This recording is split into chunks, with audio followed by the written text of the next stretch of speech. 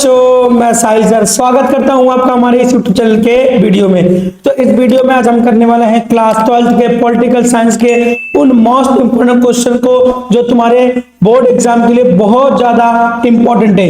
ये सारे question 6 marks के मोस्ट इंपॉर्टेंट क्वेश्चन है, मोस्ट रिपीटेड क्वेश्चन है, मोस्ट पीवाईक्यू क्वेश्चन है ये। ठीक है, इन क्वेश्चन से एक भी क्वेश्चन बाहर नहीं आएगा।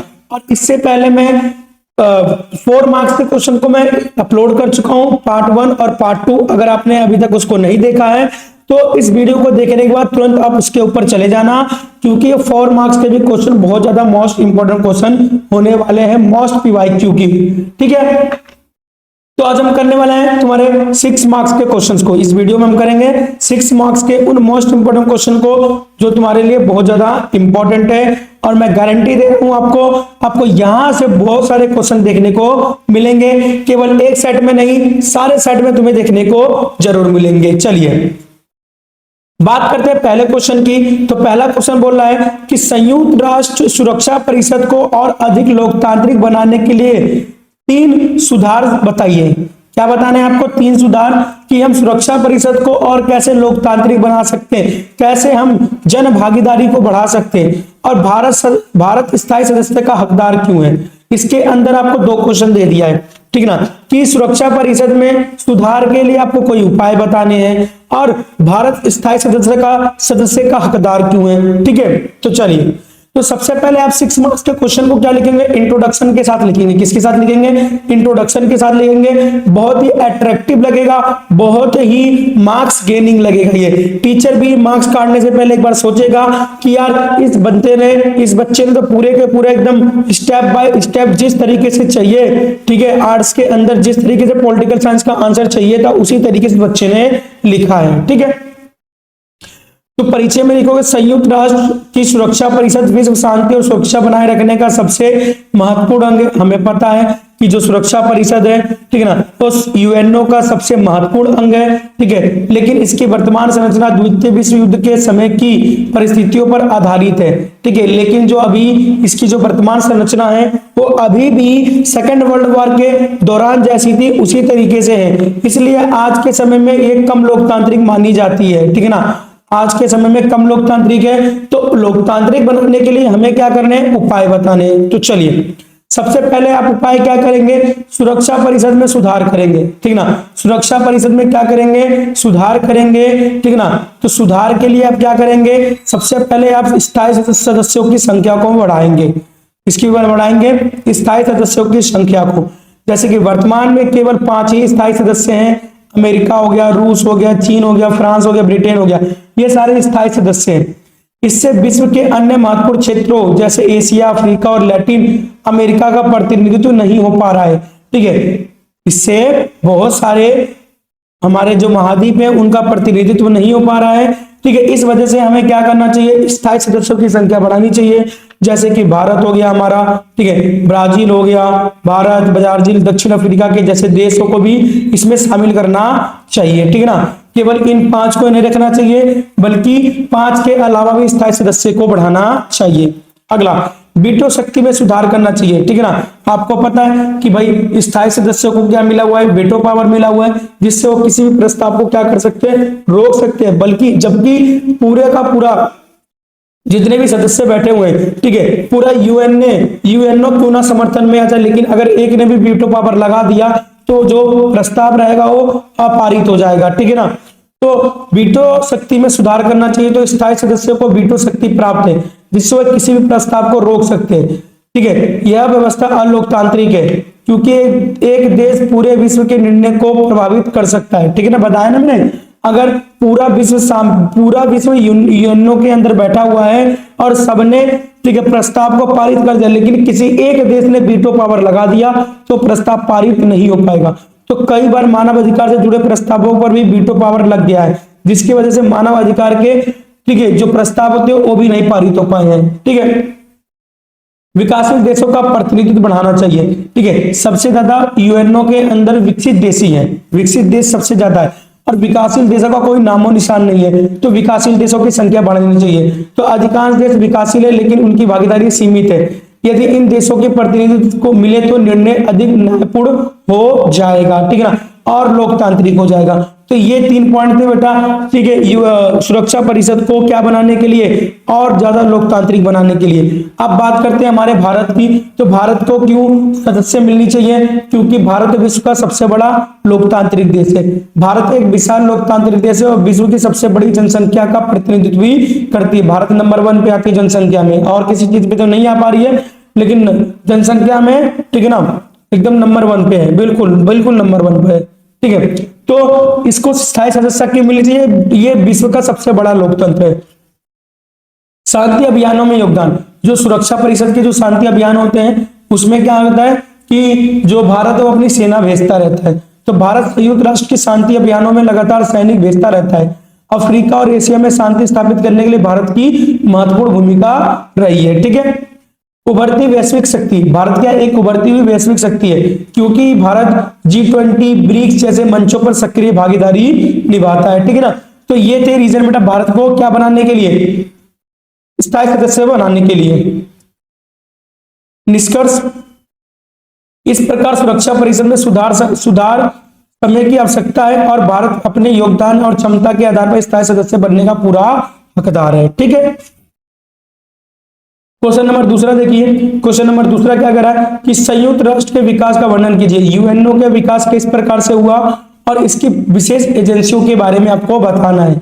यूएनओ के विस्तार के बारे में, ठीक है, बताना है। चलिए देखिए, तो संयुक्त राष्ट्र संघ की स्थापना 1945 में हुई थी। इसका मुख्य उद्देश्य विश्व शांति बनाए रखना, सुरक्षा बनाए रखना और अंतर्राष्ट्रीय सहयोग को बढ़ावा देना इसका मुख्य उद्देश्य था। तो बात करते हैं बेटा इसकी स्थापना की, तो इसकी जो स्थापना रही है, ठीक है ना, इसकी स्थापना और उद्देश्य, तो संयुक्त राष्ट्र संघ का मुख्य उद्देश्य युद्ध को रोकना और देशों के बीच शांति बनाए रखना था, ठीक है ना। संयुक्त राष्ट्र संघ का मुख्य उद्देश्य क्या था, ठीक है, इसकी स्थापना करने का उद्देश्य क्या था, युद्धों को रोकना, शांति बनाने का। द्वितीय विश्व युद्ध के विनाश के बाद दोनों देशों ने मिलकर यह संगठन बनाया ताकि भविष्य में ऐसे संघर्षों से बचा जा सके, ठीक है। सदस्यों में वृद्धि, इसके विकास किस प्रकार से हो रहा है, तो समय के साथ साथ नए देशों के स्वतंत्र होने पर सदस्य में बढ़ोतरी हुई है। एशिया और अफ्रीका के नए राष्ट्र यूएनओ के साथ जुड़ गए हैं और इसकी प्रतिनिधि क्षमता बढ़ रही है। कार्य क्षेत्र का विस्तार हो रहा है, ठीक है ना, इसकी कार्य क्षेत्र में विस्तार हो रहा है। यह केवल शांति तक सीमित नहीं है बल्कि विकास पर भी ध्यान देती है, पर्यावरण पर भी ध्यान देती है, मानव अधिकारों पर भी कार्य करती है। तो संयुक्त राष्ट्र संघ ने स्वास्थ्य, शिक्षा और जलवायु परिवर्तन जैसे मुद्दों पर भी अपनी सक्रिय भूमिका निभाई है। तो इस तरीके से संयुक्त राष्ट्र संघ का क्या हो रहा है, विकास हो रहा है कि संयुक्त राष्ट्र संघ ने जिस तरीके से अपने स्थापना के उद्देश्य के लिए अपने, ठीक है, जिस उद्देश्य के लिए संयुक्त राष्ट्र की स्थापना की गई थी वो उद्देश्य आज तो बना हुआ है, लेकिन उसके अलावा भी और ज्यादा इसके उद्देश्य क्या हो गए, ब्रॉड हो गए, विकसित हो गए हैं, ठीक है। चलिए अब बात करते हैं इसकी प्रमुख एजेंसियों की। तो प्रमुख एजेंसी कौन सी हो गई आपकी बेटा, WHO हो गया। कौन सा हो गया, WHO हो गया, ठीक ना। वर्ल्ड हेल्थ ऑर्गेनाइजेशन, विश्व स्वास्थ्य सुधार के लिए इसका ये कार्य करता है। WHO जो किसके लिए कार्य करता है, विश्व स्वास्थ्य के लिए सुधार करता है। यह संस्था बीमारियों की रोकथाम, टीकाकरण, महामारी जैसे नियंत्रण देशों की सहायता करती है और स्वास्थ्य सेवाओं को मजबूत बनाती है। तो इसकी एक महत्वपूर्ण एजेंसी ये हो गई। यूनेस्को इसकी महत्वपूर्ण एजेंसी हो गई। तो शिक्षा, विज्ञान, संस्कृति को बढ़ावा देती है, ठीक है। यह विश्व धरोहर स्थलों की रक्षा करती है और शिक्षा के स्तर को सुधारने के लिए विभिन्न कार्यक्रम को चलाती है। अगला है इसकी एजेंसी IMF, ठीक है। IMF अंतर्राष्ट्रीय मुद्रा कोष, ठीक है, ये संस्थाएं आर्थिक सहायता प्रदान करती है। यह विकासशील देशों को उधार देती है और अर्थव्यवस्था को मजबूत करती है और विकास परियोजनाओं को भी लागू करती है, ठीक है ना। तो ये थी इसकी प्रमुख एजेंसियां।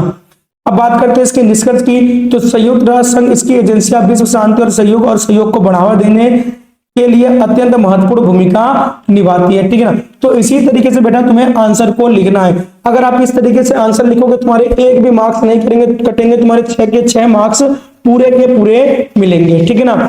ये बेस्ट क्वेश्चन है और बेस्ट आंसर है और एक्सप्लेनेशन भी बेस्ट है, ठीक है ना। ऐसा कंटेंट आपको कहीं भी यूट्यूब के ऊपर नहीं मिलेगा, विश्वास करिए, ठीक है। ऐसा करिए, आप ऐसा लिख कर आइए, इन क्वेश्चन को करिए, ठीक है। आपके गारंटी बोल रहा हूं 90 प्लस कहीं नहीं गए पॉलिटिकल साइंस में स्कोर। अगर आपने अभी तक पूरे साल में पॉलिटिकल साइंस में कुछ नहीं पढ़ा तो आप केवल मेरे वीडियोस देख लीजिए, आपको बस मेरे वीडियोस से पूरे के पूरे 90 मार्क्स के जो क्वेश्चन है और 90 के 90 पूरे आपके आ जाएंगे, ठीक है ना। 100 में से 90 आपके आएंगे, ठीक है।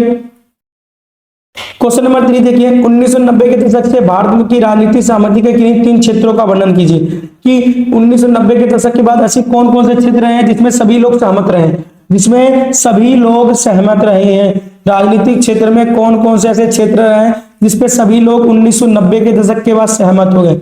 तो चलिए 1990 के दशक के बाद भारत में गठबंधन की राजनीति शुरू हुई और फिर कई महत्वपूर्ण मुद्दों पर भी सभी राजनीतिक दलों में सहमति बन रही है कि सभी राजनीतिक दल क्या हो रहे हैं, सहमत हो रहे हैं। तो सबसे पहले क्या है, ठीक है, आर्थिक सुधार, ठीक है। आर्थिक सुधारों पर 1990 में 1991 में जो आर्थिक सुधार शुरू किया गया, एलपीजी की नीति जो अपनाई गई, उसको लेकर सभी लोग सहमत थे कि भाई भारत के लिए बहुत अच्छा होगा।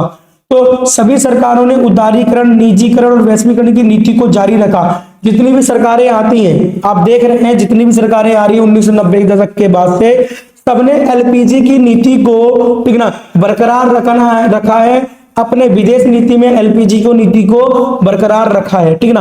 तो सभी लोग क्या है, एलपीजी की नीति, ठीक है, नई आर्थिक सुधारों को लेकर क्या है, सब सहमत है। इससे अर्थव्यवस्था में निरंतरता बनी है, निवेश बढ़ा है, व्यापार बढ़ा और विकास को बढ़ावा मिला है, जिससे भारत की आर्थिक स्थिति मजबूत हुई है। तो सभी लोग सहमत हैं। चलिए, लोकतंत्र संविधान, सभी दल लोकतांत्रिक मूल्यों और संविधानों का सम्मान करते हैं। जितने भी दल आते हैं, ठीक ना, चाहे बीजेपी हो गई, चाहे कांग्रेस हो गई, चाहे आम आदमी पार्टी हो गई, चाहे, ठीक है, डीएमके हो गई, सभी पार्टियां क्या करती है, लोकतांत्रिक, ठीक है, जो हमारा लोकतंत्र और जो संविधान है उसका क्या करती है, सम्मान करती है। तो इससे चुनावों के माध्यम से शांतिपूर्ण सत्ता परिवर्तन संभव होता है और राजनीतिक, ठीक है, स्थिरता बनी रहती है, ठीक है। अगला है विदेश नीति, ठीक ना। तो सरकार बदलने पर भी विदेश नीति में निरंतर बनी रहती है, ठीक ना। जो विदेश नीति बनाई गई थी हमारी, किसके द्वारा, नेहरू जी के द्वारा, वो विदेश नीति आज भी बहुत सारे पार्टियों के द्वारा चलाया जा रहा है, ठीक है। जैसे कि हमारे विदेश नीति में था संप्रभुता को बनाए रखा, गुट निरपेक्ष नीति को अपनाए रखना, ठीक है, निशस्त्रीकरण को बनाए रखना, विश्व शांति बनाए रखना, ये हमारे विदेश नीति के हिस्से थे। तो जितने भी हमारे यहाँ पर क्या आ रहे हैं, हमारे यहाँ पे जितनी भी पार्टियां आ रही हैं वो सब इस नीति को बनाए हुए हैं, ठीक है। तो भारत के विभिन्न देशों के साथ संतुलन संबंध बनाए रखे और अंतर्राष्ट्रीय स्तर पर इसकी विश्वसनीयता बढ़ी है। राष्ट्रीय एकता को बढ़ावा दिया गया है कि सभी दल देश के अखंडता बनाए रखने के पक्ष में, सभी दल देश की अखंडता बनाए रखने के पक्ष में, कि हमारा जो भारत है वो अखंड भारत रहेगा, इसमें कोई भी अलगाव नहीं होगा, ठीक है, किसी प्रकार से भारत का टुकड़ा नहीं होगा, सभी दल सहमत है। तो आतंकवाद और अलगाव के खिलाफ एकजुट होकर कार्य किया जाता है। जैसे कि जब भी क्या होता है, पाकिस्तान हमारे ऊपर हमला करता है, आतंकवादी हमला होती है, तो हमारे यहाँ पे जितने भी पार्टी हैं वो सब आपस में मिल जाते हैं। बेशक से सब विपक्षी पार्टियां हैं, लेकिन सब पार्टी मिलकर क्या करते हैं, ठीक है, किसका विरोध करते हैं, पूरा का पूरा, ठीक है, आतंकवाद का विरोध करते हैं। सामाजिक न्याय, समाज में न्याय होना चाहिए, सभी लोग सहमत हैं। तो कमजोर वर्गों के उत्थान के लिए नीतियां जारी रहती है, ठीक है। जैसे कि, ठीक है, आरक्षण की जो नीति है वो 1950 के दशक से ही चलती हुई आ रही है। आरक्षण की जो नीति है वो 1950 के दशक से चलती हुई आ रही है और आज भी चलती हुई आ रही है, ठीक है ना। तो आरक्षण और कल्याण योजनाओं के माध्यम से समाज में समानता और न्याय सुनिश्चित करने का प्रयास किया जाता है, ठीक है। अगला है बेटा आपका विकास की नीतियां। तो सभी दल विकास और कल्याण कार्यक्रमों पर सहमत है। सभी जो दल है वो विकास और कल्याण के कार्यक्रमों पर क्या है, सहमत है, ठीक है ना। और शिक्षा, स्वास्थ्य और रोजगार योजनाओं के माध्यम से जनता के जीवन स्तर को सुधारने पर जोर दे रहे, सभी पार्टी सहमत इस बात पे, ठीक है। तो इन सहमतियों ने भारतीय राजनीति को स्थिर और मजबूत बनाने में महत्वपूर्ण योगदान निभाया है, ठीक है। अगले की बात करते हैं, चौथा क्वेश्चन, भारत की बहुदलीय प्रणाली के लाभ बताइए। भारत क्या एक बहुदलीय व्यवस्था है, यहाँ पर बीजेपी है, कांग्रेस है, आम आदमी पार्टी है, बहुत सारे क्षेत्रीय दल है। तो भारत क्या एक बहुदलीय प्रणाली वाला देश है। तो इसके क्या क्या लाभ है, चलिए। तो भाई परिचय की बात करते हैं तो भारत में बहुदलीय प्रणाली लोकतंत्र की महत्वपूर्ण विशेषता है। जिसमें कई राजनीतिक दल क्या होते हैं, चुनाव में भाग लेते हैं। भारत के अंदर केवल एक चुनाव में भाग नहीं लेता है, बहुत सारे राजनीतिक दल चुनाव में भाग लेते हैं। जैसे कि अभी नॉर्थ कोरिया में क्या हुआ, किम जॉन उन क्या हो गया, जीत गया, लेकिन केवल वहां पे एक ही पार्टी थी, किम जॉन उन की, ठीक है ना। लेकिन भारत में क्या है, बहुत सारी पार्टियां, चुनाव में बहुत सारी पार्टियां खड़ी होती है, आपको खुद ही पता है। तो व्यापक प्रतिनिधित्व, इससे क्या होता है, सभी वर्गों का प्रतिनिधित्व हो पाता है, ठीक है ना। कोई पार्टी किसी वर्गों को लेकर सामने लेकर आती है, कोई पार्टी किसी वर्ग के साथ खड़ी होती है, कोई पार्टी दूसरे वर्ग के साथ खड़ी होती है। तो इससे क्या होता है, सभी वर्गों का क्या हो जाता है, प्रतिनिधित्व हो जाता है। तो यह प्रणाली विभिन्न वर्गों और क्षेत्रों को प्रतिनिधित्व प्रदान करती है। अलग अलग दल समाज के विभिन्न वर्गों की समस्याओं को उठाती है, जिससे सभी की आवाज सरकार तक पहुंच पाती है। तो इससे क्या होता है बेटा, सभी का प्रतिनिधित्व हो पाता है। तानाशाही का अभाव, तानाशाही नहीं हो पाता है, ठीक है। जैसे कि अभी देख लो, नॉर्थ कोरिया के अंदर केवल एक ही पार्टी है, तो वहां पे तानाशाही है, ठीक है। किम जोंग उन, ठीक है, 99.93% से किम जोंग उन वहां पे जीत गया, और 0.07% से, ठीक है, 0.07% वहां पे नहीं मिल पाया उसे वोट। तो उसके लिए उसने क्या बोला वहां पर, किम जोंग उन ने, कि जिसने भी वोट नहीं दिया है उनको हम क्या कर देंगे, मार देंगे, ठीक है ना।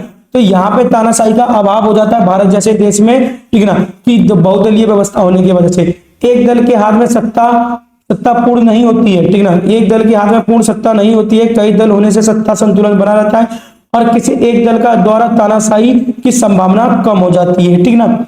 अगला, गठबंधन की सरकारें की बात करते हैं, तो कई दल मिलकर सरकार बनाती है। बहुदलीय होने की वजह से भारत के अंदर कई दल मिलकर क्या करती है, सरकार बनाती हैं। जब ये देखा जाता है, जब किसी पार्टी को पूर्ण बहुमत नहीं मिल पाता है, तो वो पार्टियां क्या करती है, आपस में मिलकर एक गठबंधन की सरकार बना लेती है।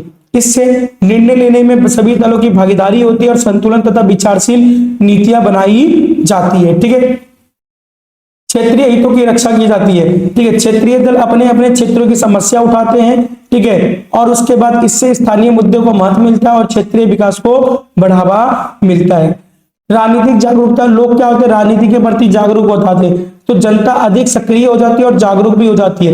विभिन्न दलों के विचार सुनकर लोग बेहतर निर्णय लेते हैं और लोकतंत्र मजबूत होता है।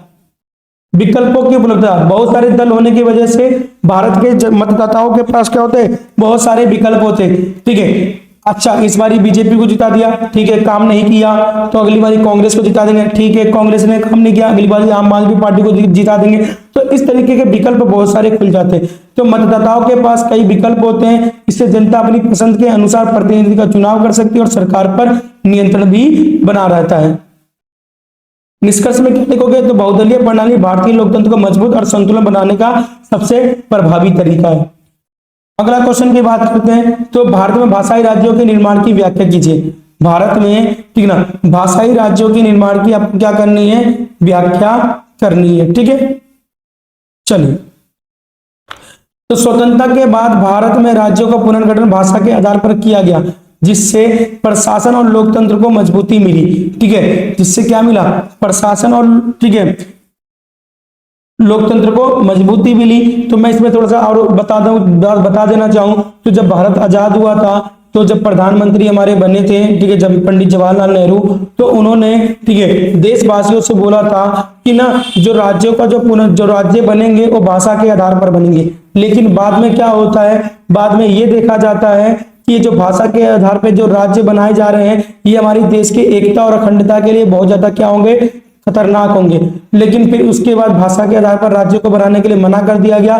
फिर उसके बाद जम कर क्या हुआ, विरोध हुआ, ठीक है ना। आंध्र प्रदेश में, तेलंगाना वाले इलाके में बहुत ज्यादा क्या किया गया, विरोध किया गया कि भाषा के आधार पर क्या बनाया जाए, राज्य बनाया जाए। तो भाषा के आधार पर पहला राज्य आपका आंध्र प्रदेश बना, क्योंकि आंध्र प्रदेश के अंदर बहुत ज्यादा विरोध हुआ। एक कम्युनिस्ट पार्टी नेता थे श्री पोट्टी श्रीराम उल्लू, उन्होंने क्या किया, भूख हड़ताल कर लिया और 52 दिन के भूख हड़ताल किया, और 52 दिन के भूख हड़ताल में वो क्या हो गए, मर गए। और जब वो मर गए तो इसके वजह से क्या करना पड़ा, ठीक है, मजबूरन सरकार को भाषा के आधार पर राज्यों को बनाना पड़ा, ठीक है। तो ये था बेटा आपके राज्य पुनर्गठन के बारे में। और उसके बाद 1953 में ही, ठीक है, राज्यों के पुनर्गठन के लिए एक एसआरसी बनाया जाता है, राज्य पुनर्गठन आयोग बनाया जाता है, कि जो बताएगा वो किस आधार पर भाषा को किस आधार पर राज्यों का पुनर्गठन किया जाएगा। ठीक है ना, तो ये था आपका बेटा भाषा के आधार पर राज्यों का पुनर्गठन। ठीक है, इसके लिए एसआरसी बनाया गया था। ठीक है, ठीक है, भाषाई पुनर्गठन आयोग भी बनाया गया था। ठीक है, चलिए बात करते हैं। तो भाषा के आधार पर जो पुनर्गठन था वो उससे क्या हुआ, प्रशासनिक सुविधा हुई। एक ही भाषा होने से शासन आसान हो जाता है, एक भाषा होने से ठीक है शासन क्या हो जाता है, आसान हो जाता है। तो अधिकारी और जनता के बीच संवाद सरल होता है और जिससे प्रशासनिक कार्य तेजी से और प्रभावी ढंग से पूरे होते हैं। मान लीजिए किसी क्षेत्र में बहुत सारी भाषा बोली जाती है तो इससे क्या हो सकता है, प्रशासनिक जो सुविधाएं थोड़ी सी खराब हो सकती है। सांस्कृतिक पहचान को बढ़ावा मिलता है, तो भाषा के माध्यम से सांस्कृतिक सुरक्षा बनी रहती है। लोग अपनी भाषा और परंपराओं को बनाए रखते हैं जिससे सांस्कृतिक विविधता संरक्षित रहती है। ठीक है, असंतोष में कमी आती है, तो भाषाई मांगे पूरी होने से आंदोलन कम हुई है। भाषाई मांगे पूरी होने से क्या हुई है, आंदोलन कम हुए। लोगों की इच्छा को सम्मान मिलने से सामाजिक तनाव कम हुआ है और राजनीतिक स्थिरता आई है। लोकतंत्र को मजबूती मिली है, तो लोग अपनी भाषा में शासन को समझते हैं। इससे जनता की भागीदारी बढ़ती है और लोकतांत्रिक अधिक प्रभाव बनाती है। ठीक है ना, क्षेत्रीय विकास की बात करते हैं तो राज्य अपनी जरूरतों के अनुसार योजनाएं बनाते हैं। स्थानीय समस्याओं को ध्यान में रखकर विकास कार्य किए जाते हैं जिससे लोग समग्र विकास कर सकते हैं। राष्ट्रीय एकता बनी रहती है भाषा के आधार पर, तो विविधता के बावजूद एकता बनी रहती है। विभिन्न भाषाओं और संस्कृतियों के होते हुए भी देश एकजुट होता है, राष्ट्रीय एकता मजबूत होती है। ठीक है, तो भाषाई राज्यों का निर्माण भारत की एकता और लोकतंत्र को मजबूत करने में एक सफल रहा है। ठीक है ना, पहले ऐसा माना गया था कि भाई यह अखंड हो जाएगा, लेकिन ये सफल रहा। ठीक है ना, तो ये ध्यान रखना भाषा वाला। ठीक है, भाषा के आधार पर राज्यों का पुनर्गठन किस प्रकार से किया, जो मैंने आपको पॉइंट बताया उस पॉइंट को भी आप ऐड ऑन करेंगे और इन पॉइंटों को भी आप क्या करेंगे, ऐड ऑन करेंगे। ठीक है ना, बहुत इंपॉर्टेंट पॉइंट रहेंगे। अगला क्वेश्चन है क्वेश्चन नंबर 6। स्वतंत्रता के बाद हैदराबाद जूनागढ़ के प्रति भारत की नीति की व्याख्या कीजिए कि भारत की क्या नीति रही हैदराबाद जूनागढ़ के। ठीक ना, तो आपको पता है कि जब भारत आजाद हुआ तो भारत उस समय 565 रजवाड़ों में बटा हुआ था, जिसमें से बहुत सारे को तो क्या कर लिया गया, सरदार बहुत सारे अपने आप ही भारत के अंदर शामिल हो गए। लेकिन कुछ ऐसे राज्य थे, कुछ ऐसे ठीक है प्रांत थे जो भारत के अंदर शामिल होना नहीं चाहते थे, जैसे कि हैदराबाद हो गया, जूनागढ़ हो गया, ठीक है आपका सिक्किम हो गया। ये ऐसे राज्य थे जो भारत के अंदर शामिल होना नहीं चाहते थे, लेकिन भारत की एकता और अखंडता को बनाए रखने के लिए सभी राज्यों को शामिल करना बहुत ज्यादा जरूरी था। तो भारत को हैदराबाद, जूनागढ़ और सिक्किम को शामिल करने में, जम्मू कश्मीर को शामिल करने में बहुत ज्यादा कठिनाइयां निभानी पड़ी। ठीक ना, लेकिन सरदार वल्लभ भाई पटेल के बदौलत हैदराबाद और जूनागढ़ का भी क्या कर दिया गया, बहुत ही आसानी तरीके से विलय कर दिया गया। ठीक ना, हैदराबाद वाली आपने कहानी पढ़ी होगी और जूनागढ़ वाली भी आपने पढ़ी होगी। तो हमें हैदराबाद जूनागढ़ के प्रति क्या भारत की नीति रही, किस तरीके से भारत के अंदर इसको मिलाया गया, उसके बारे में हमें बताना है। चलिए, स्वतंत्रता के बाद भारत के सामने रियासतों के एकीकरण की चुनौती थी। हैदराबाद और जूनागढ़ के मामले इस नीति के महत्वपूर्ण उदाहरण है। तो पहले बात करते हैं तो जूनागढ़ पाकिस्तान में विलय का निर्णय। तो जूनागढ़ क्या चाहता था कि पाकिस्तान के अंदर मिलना चाहता था। जूनागढ़ कहां मिलना चाहता था, पाकिस्तान के अंदर। तो जूनागढ़ के जो नवाब थे वो पाकिस्तान में शामिल होना चाहते थे। ठीक है, यह निर्णय जनता के विरुद्ध था, जनता नहीं चाहती थी क्योंकि वहां की अधिकांश आबादी हिंदू थी और वो भारत में शामिल होना चाहते थे। ठीक है ना, जनमत संग्रह का आयोजन। तो भारत ने क्या किया, जनमत संग्रह करवाया। ठीक है, जनता की राय ली। तो भारत ने जनता की राय जानने के लिए जनमत संग्रह कराया और इससे लोकतांत्रिक प्रक्रिया में लोगों ने बहुत सारी भागीदारी की और बोला कि हम भारत के अंदर शामिल होना चाहते हैं। हैदराबाद की स्वतंत्र रहने की इच्छा। ठीक है, तो आपने देखा किस तरीके से जो जूनागढ़ था पाकिस्तान के अंदर मिलना चाहता था, लेकिन भारत ने क्या किया, जनमत संग्रह कराया और वहां की जनता ने क्या बोला कि हम भारत के अंदर मिलना चाहते हैं और इस वजह से भारत के अंदर इसको जूनागढ़ को मिला लिया गया। अब बात करते हैं किसकी, ठीक ना, हैदराबाद की। तो हैदराबाद जो था, हैदराबाद के जो निजाम थे वो अपने आप को स्वतंत्र रखना चाहते थे। वो ना भारत में जाना चाहते थे ना पाकिस्तान में जाते थे, बल्कि अपना एक स्वतंत्र बनाए रखना चाहते थे। इससे क्षेत्र में अस्थिरता आ जाती, असुरक्षा बढ़ जाती, क्योंकि वहां की जनता भारत में विलय चाहती थी। ठीक है ना, इसके लिए वहां पर क्या करा भारत ने, ऑपरेशन पोलो चलाया। कौन सा चलाया, ऑपरेशन पोलो चलाया, सैन्य कार्रवाई की निजाम के विरुद्ध। तो भारत ने हैदराबाद के विलय के लिए सैन्य कार्रवाई की। इस कार्रवाई से कुछ दिनों में निजाम ने आत्मसमर्पण कर दिया और हैदराबाद को भारत का हिस्सा बना दिया गया। कूटनीति प्रयास किए गए, कूटनीति प्रयास किए गए। तो भारत ने पहले शांतिपूर्ण समाधान का प्रयास किया, लेकिन बातचीत से समझौता नहीं हो पाया, तो उन्होंने क्या कर दिया, सैन्य कार्रवाई कर दी। राष्ट्रीय एकता की स्थापना, राष्ट्रीय एकता की स्थापना, इन दोनों रियासतों का भारत में विलय हुआ और इससे देश की एकता मजबूत हुई और भारत एक संगठित राष्ट्र के रूप में उभरा, जो उसकी राजनीतिक स्थिरता के लिए बहुत ज्यादा जरूरी था। ठीक है, निष्कर्ष में क्या लिखोगे, तो भारत की राजनीति संतुलित और प्रभावी रही, जिसने राष्ट्रीय एकता को मजबूत किया और रियासतों के सफल एकीकरण को सुनिश्चित किया। बात करते हैं क्वेश्चन नंबर 7 की। तो क्वेश्चन नंबर 7 क्या कह रहा है कि एक क्षेत्रीय संगठन के रूप में आसियान की भूमिका। आसियान वाला बेटा ये पक्का आएगा आपके एग्जाम में, इस बारी के एग्जाम में ये क्वेश्चन पक्का आएगा आपके, तो इसको बिना करे मत जाना। चलिए बात करते हैं। तो आसियान की स्थापना 8 अगस्त को 1967 को बैंकॉक घोषणा पत्र के द्वारा की गई थी। ठीक है ना, बैंकॉक घोषणा पत्र के द्वारा 8 अगस्त 1967 को की गई थी। इसके संस्थापक देश थे उस समय 5, इंडोनेशिया, मलेशिया, फिलीपींस, सिंगापुर और थाईलैंड। अब इसके अंदर 10 सदस्य हैं। कितने सदस्य इसके अंदर बेटा आप, ठीक है, आसियान के अंदर अब कितने सदस्य हैं, 10 सदस्य हैं। ठीक है ना, आसियान के अंदर अब कितने सदस्य हैं बेटा, तो 10 सदस्य हैं। इसका मुख्य उद्देश्य क्षेत्र में आर्थिक विकास करना था, शांति बनाए रखना था और सहयोग को बढ़ावा देना था। तो पहला बात करते हैं आर्थिक सहयोग को बढ़ावा देना। आसियान का मुख्य उद्देश्य क्या रहा, आर्थिक सहयोग को बढ़ावा देना। तो आसियान देशों के बीच व्यापार और निवेश को बढ़ाता है। ठीक है, मुक्त व्यापार समझौता और आर्थिक सहयोग के माध्यम से सदस्यों की अर्थव्यवस्था मजबूत हुई है और क्षेत्रीय विकास को एक नई नीति मिली है। और इसने आसियान के अंदर ही साफ्टा को बनाया गया है। क्या बनाया गया है, साफ्टा। ठीक है, चलिए शांति और स्थिरता बनाए रखना। शांति और स्थिरता बनाए रखना, तो सदस्य देशों के बीच मतभेद, कभी भी विवाद होता है तो उसको शांतिपूर्ण तरीके से सुलझाया जाता है। संवाद, सहयोग और कूटनीति के माध्यम से संघर्षों को रोका गया है, जिससे पूरे क्षेत्र में स्थिरता और सुरक्षा बनी रही है। क्षेत्रीय एकता को और सहयोग देता है, क्षेत्रीय एकता को सहयोग देता है। तो आसियान देशों के बीच एकता मजबूत है, सदस्य देशों के बीच आपसी सहयोग है, राजनीतिक सहयोग है, सामाजिक सहयोग है, आर्थिक सहयोग है। वैश्विक स्तर पर पहचान, ये क्या कर रहा है, आसियान अपने सदस्य देशों की वैश्विक स्तर पर क्या बना रहा है, पहचान बना रहा है। तो आसियान ने अंतर्राष्ट्रीय स्तर पर अपनी पहचान बनाई है। यह संगठन वैश्विक मंचों पर प्रभावी भूमिका निभाती है और बड़े देशों के साथ संतुलन संबंध स्थापित करती है। भारत के साथ संबंध की बात करते हैं, तो आसियान और भारत के बीच संबंध बहुत ज्यादा मजबूत है। भारत एक्ट ईस्ट पॉलिसी के तहत व्यापार, संस्कृति और कूटनीति के क्षेत्र में सहयोग को बढ़ावा दे रहा है, जिससे दोनों को पक्षों को लाभ मिला है। ठीक है, विकास को बढ़ावा दिया गया आसियान के द्वारा। तो आसियान सदस्य देश समग्र विकास को सहायता करता है। शिक्षा, तकनीक और बुनियादी ढांचों के विकास से लोगों के जीवन स्तर में सुधार आया है और आर्थिक प्रगति तेज हुई है। ठीक है, आर्थिक प्रगति क्या हुई है, तेज हुई है। तो ये क्या रहा है बेटा, आसियान के मुख्य जो उद्देश्य थे ये। इसके अलावा भी बेटा आप बहुत सारे पॉइंट को ऐड ऑन कर सकते हैं इसके अंदर। ठीक है ना, अपनी तरफ से भी। ठीक है, तो आसियान एक सफल क्षेत्रीय संगठन है जिससे आर्थिक विकास, शांति, सहयोग और सहयोग को बढ़ावा देकर अपनी महत्वपूर्ण भूमिका सिद्ध कर रहा है। ठीक है ना, क्वेश्चन नंबर 8 की बात करते हैं। तो क्वेश्चन नंबर 8 क्या है, तो क्या यूरोपीय संघ को एक शक्ति का वैकल्पिक केंद्र माना जा सकता है? अपने उत्तर के पक्ष में तर्क दीजिए। ठीक है ना, क्या यूरोपीय संघ को शक्ति के रूप में माना जा सकता है, वैकल्पिक केंद्र के रूप में? जो हाँ बेटा, हम यूरोपीय संघ को शक्ति के वैकल्पिक केंद्र के रूप में हम मान सकते हैं। अब इसके क्या क्या रीजन है वो आप पॉइंट में देखो।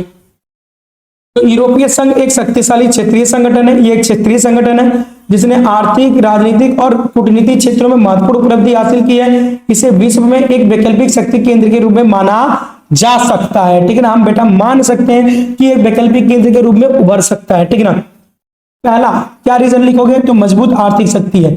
यूरोपीय संघ विश्व की सबसे बड़ी अर्थव्यवस्था में से एक है। इसका संयुक्त जीडीपी बहुत अधिक है, अमेरिका से भी बहुत ज्यादा है। ठीक है, इससे यह वैश्विक आर्थिक नीतियों, व्यापारिक निर्णयों और वित्तीय संस्थाओं पर प्रभाव डालने में सक्षम है। तो इसकी जीडीपी क्या है, बहुत ही ज्यादा है, इसलिए शक्ति का वैकल्पिक केंद्र बन सकता है।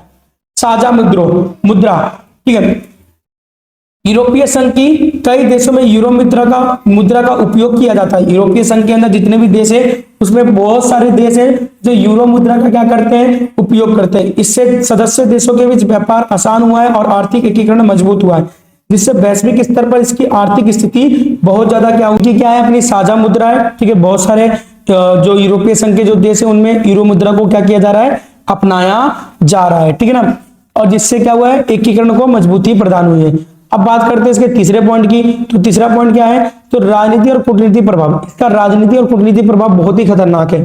ठीक है, यूरोपीय संघ का राजनीति और कूटनीति प्रभाव बहुत ही खतरनाक है। तो यूरोपीय संघ का जो है अंतरराष्ट्रीय राजनीति में महत्वपूर्ण भूमिका निभाता है। ठीक है, यह जलवायु परिवर्तन और मानवाधिकार और शांति वार्ताओं में सक्रिय भागीदारी कर वैश्विक नीतियों को क्या करता है, प्रभावित करता है। चौथे पॉइंट की बात करते हैं तो वैश्विक व्यापार में प्रमुख स्थान। यूरोपीय संघ विश्व व्यापार का एक बहुत ही बड़ा केंद्र है। ठीक है, यह कई देशों के साथ व्यापारिक समझौते करके अंतर्राष्ट्रीय बाजार में अपनी मजबूत पकड़ को बनाए रखता है और आर्थिक संतुलन को स्थापित करता है। ठीक है, उसके बाद इसके पास तकनीक जो है बहुत ही ज्यादा टेक्नोलॉजिकल है। ठीक है ना, उन्नत तकनीक है। तो यूरोपीय जो संघ है तकनीक और औद्योगिक विकास में बहुत ही आगे है। अनुसंधान, नवाचार, उच्च तकनीक क्षेत्र और इसकी प्रगति इसे वैश्विक प्रतिस्पर्धा को मजबूत बनाती है। ठीक है बेटा, तो बात करते हैं इसके छठे पॉइंट की। तो सामूहिक निर्णय लेने की क्षमता। तो यूरोपीय सदस्य देश मिलकर नीतियां बनाते हैं। सामूहिक निर्णय प्रक्रिया से यह मजबूत और संगठित इकाई के रूप में उभरता है जो वैश्विक स्तर पर प्रभावी भूमिका निभाती है। निष्कर्ष में क्या लिखोगे, तो इस प्रकार यूरोपीय संघ अपनी आर्थिक और राजनीतिक और कूटनीतिक शक्तियों के आधार पर विश्व में प्रभावशाली वैकल्पिक शक्ति केंद्र के रूप में स्थापित हो चुका है। ठीक है, तो बेटा ये थे तो आपके 8 most important question, most repeated, most expected question 6 marks के। ठीक है, इनको बिना करे मत जाना, वरना तुम्हारे 6 मार्क्स के क्वेश्चन के आंसर तुम नहीं लिख पाओगे। इनको देखकर जाना, इनको समझ के जाना, यही क्वेश्चन तुम्हारे 1 साल के एग्जाम में आने वाले हैं। और इससे पहले मैं 2 वीडियो डाल चुका हूं। ठीक है, 4-4 मार्क्स के, अगर आपने उनको नहीं देखा है तो आप उनको भी देख लेना। ठीक है, और अगर इसी तरीके से आपको कंटेंट चाहिए तो चैनल को सब्सक्राइब करना और वीडियो को लाइक कर देना और अपने दोस्तों को भी शेयर कर देना, क्योंकि आपका एक लाइक मेरे लिए 1000 ऑफ मोटिवेशन होगा। इसी तरीके से मोटिवेट होते हुए मैं पूरा आपकी पॉलिटिकल साइंस की तैयारी में करवा दूंगा। अगर आपने पूरे साल भी नहीं पढ़ा है ना, बस मेरे पे विश्वास रखिए, आपके 90% तो मैं इजीली दिलवा दूंगा। ठीक है, तो मिलते हैं जल्दी नेक्स्ट वीडियो में।